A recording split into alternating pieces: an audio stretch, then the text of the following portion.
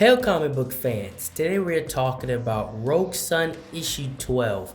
This is the continuation of Dylan's situation with Hellbent and dealing with Morningstar showing himself more, and Morningstar sending Hellbent to the high school prom because they want the quill. Now, luckily for Dylan, he has the quill, but we all know he can't actually give it to Hellbent, or else Morningstar would get his hands on it and he would destroy not just planet Earth, but destroy and take over realms.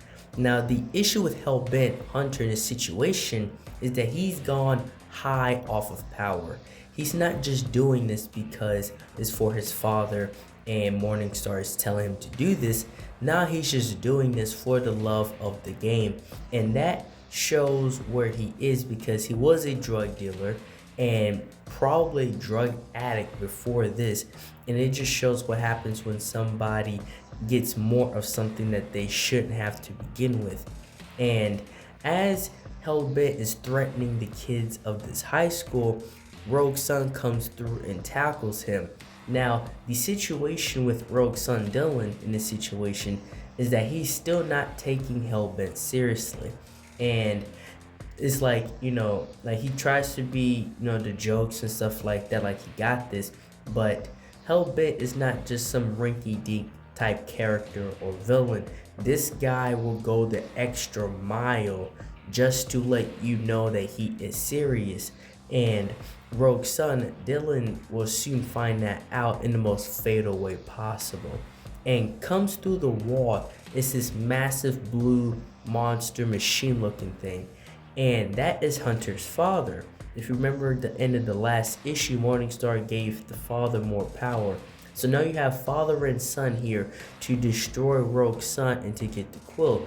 The father's doing this because he wants to release his son of the the bond of the deal he did with Morningstar. So that's what the father is coming from. The son is coming from a place of being high off of power and wanting to destroy and take over and conquer. And Rogue Sun Dylan, he's simply not equipped to deal with this situation. Now, yes, he has the Night Sun with him, but for the situation at hand these next few moments, he's getting absolutely destroyed. And the kids still have to get out of there, but Dylan gets double teamed and he gets taken out for the count. Now, here's where the story of the kid that Dylan, he really didn't know him, but he just made him do his homework, and he picks up the sword trying to defend Rogue Sun, defend Dylan, and defend the kids. And both Dylan, Rogue Sun, and the father are shocked by what happens because Hellbent, he just goes ahead and he murders this child. He's a kid, right? He's a teenager, but he's still a kid. And that's when Hellbent just simply says to his father, when you had this power, you didn't do anything with it. I'm taking this power and I'm going straight to the top with it. And Brian, the kid, he dies in Dylan's arms. He said, I just tried to help. And that's when the Night Sun, the first Rogue Sun, he takes over the body of Dylan and the armor because Dylan just simply can't handle it anymore. And the Night Sun takes over so he can take out both Hellbent and his father. And he does this because he has more experience and he's actually, well equipped with what it takes to take these guys down. And as I was reading this, this is a superhero comic about Dylan, but he's just simply not cut out for this at all. I mean, he's not cut out for this more than other characters aren't. You have Marvel's Nova, you have Spider-Man, you have other characters that have to deal with stuff like this.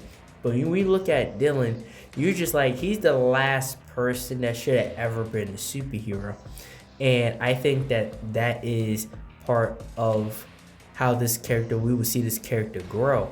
And the Night Sun actually kills the father. So now the father's out and Brian, the kid, is down.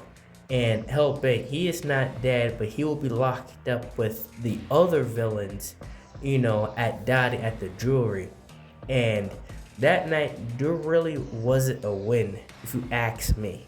And I say this because a civilian died, trying to protect Dylan, and everything just simply went downhill.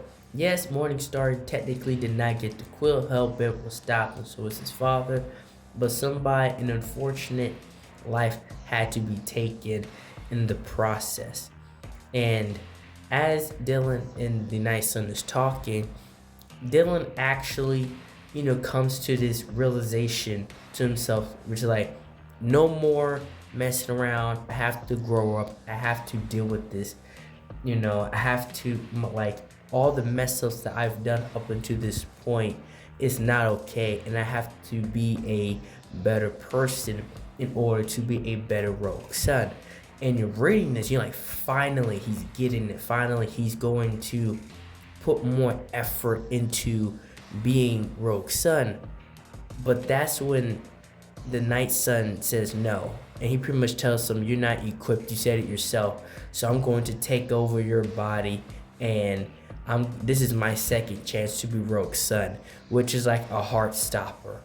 And then at the ending of the story, Morningstar himself reveals himself to one of his goons.